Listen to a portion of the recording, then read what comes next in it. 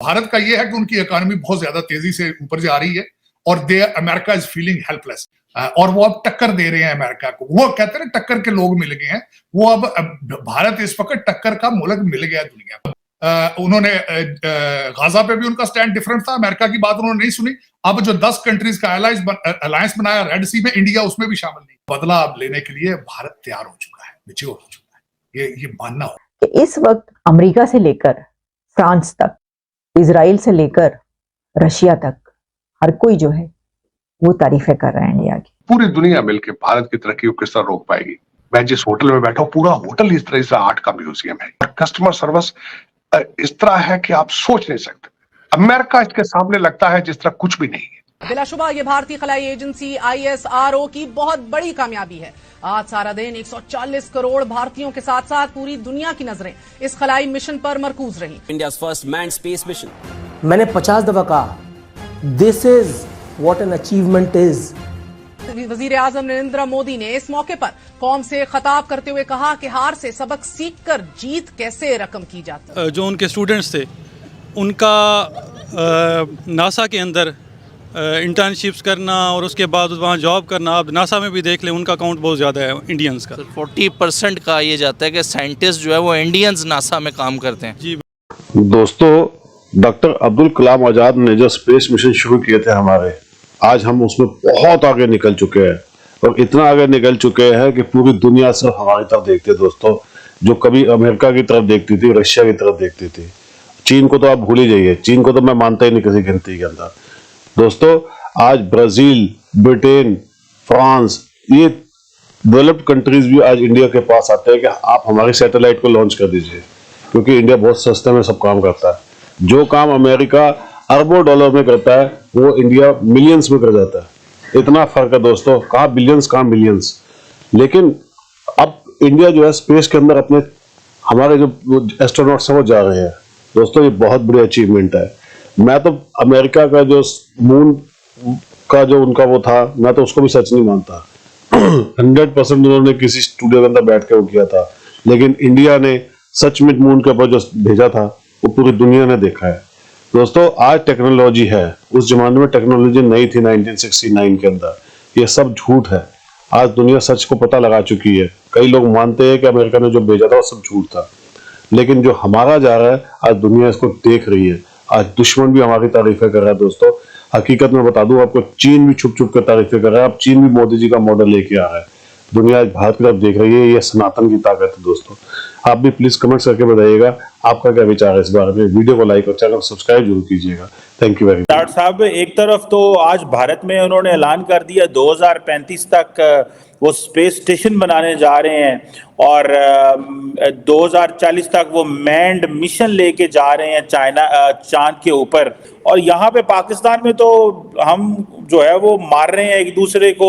मोदी साहब ने 2035 में स्पेस स्टेशन, जो पहले हम कई दफा डिस्कस कर चुके हैं, उसका उन्होंने बुनियाद रख दी है।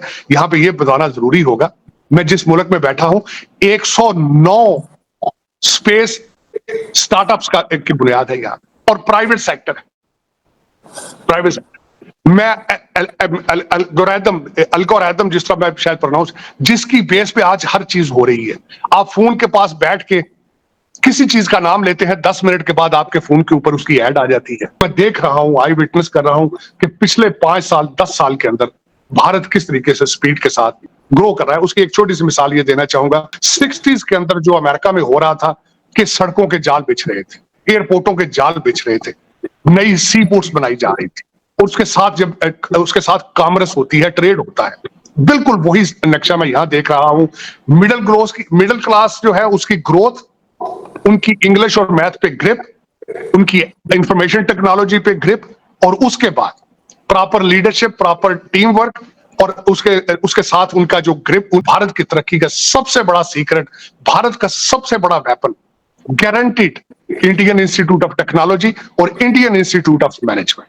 हमारी प्रायोरिटी शायद वो नहीं रही, साइंस और टेक्नोलॉजी हमारी प्रायोरिटी नहीं रही, तो उस वजह से हम लैग करते हैं। उनके आगे बढ़ने में एक वजह ये भी है कि क्योंकि जो उनके स्टूडेंट्स थे उनका नासा के अंदर इंटर्नशिप्स करना और उसके बाद वहाँ जॉब करना। आप नासा में भी देख लें, उनका अकाउंट बहुत ज़्यादा है इंडियंस का। 40% कहा यह जाता है कि साइंटिस्ट जो है वो इंडियंस नासा में काम करते हैं। जी बिल्कुल, और वो काफ़ी अर्सा पहले वो स्टार्ट हुआ, तो वो उसके बाद वो साफ ज़ाहिर है वो फिर उन्होंने पे बैक भी किया अपनी कंट्री के लिए। उन्होंने सोचा कि अगर कंट्री की तरफ से आपको प्रॉपर आपको इन्वायरमेंट दिया जाए, आपको प्लेटफॉर्म दिया जाए, तो फिर जो आपकी क्रीम है वो भी चाहती है कि हम पे बैक करें। सर मैं बाकायदा पढ़ रहा था इस हवाले से कि जो हमारा सुपार्को इदारा है वो इसरो से पहले भी जो है वो बनाया गया है पाकिस्तान के अंदर। इसरो की जो फाउंड किया गया वो बाद में मतलब जो है उसको बनाया गया है।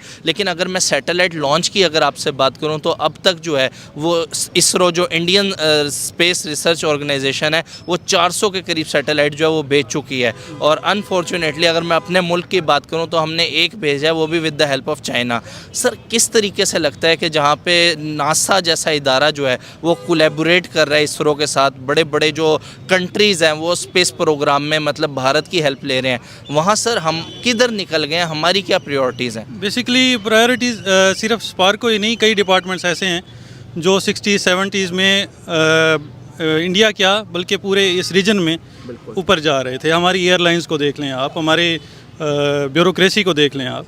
लेकिन उसके बाद हमारी प्रायोरिटीज़ चेंज हुई। मैं अब खुल के नहीं कह सकता, लेकिन ये है कि 80s में जो कुछ हमारे मुल्क के साथ हुआ, वो जो लैंड स्लाइडिंग हुई थी, जिस तरह की हम जिस दौर की तरफ चले गए हैं, तो वो अब उससे रिकवर करना अब जो हम हालात देख रहे हैं वो तो बड़ा नामुमकिन सा ही लग रहा है। लेकिन हम being an optimistic person, Pakistani दिल हमारा भी करता है कि हमारा कंट्री का भी ऊंचा नाम हो, और इन फील्ड्स में ना सिर्फ स्पेस प्रोग्राम में, दूसरे फील्ड्स में भी हम ऊपर जाएं। और हमारे अंदर पोटेंशियल मौजूद है। जो ब्रेन ड्रेन हो रहा है वो इसी वजह से हो रहा है कि यहाँ पर उस तरह पॉसिबिलिटीज़ नहीं है, अपॉर्चुनिटीज़ नहीं है, तो हम बाहर जा रहे हैं। इंडिया में वो चीज़ नहीं है। इंडिया एक तो बहुत बड़ी मार्केट है, बिल्कुल बड़े कंट्रीज़ हैं वो इसलिए भी वहाँ पर इन्वेस्ट कर रहे हैं।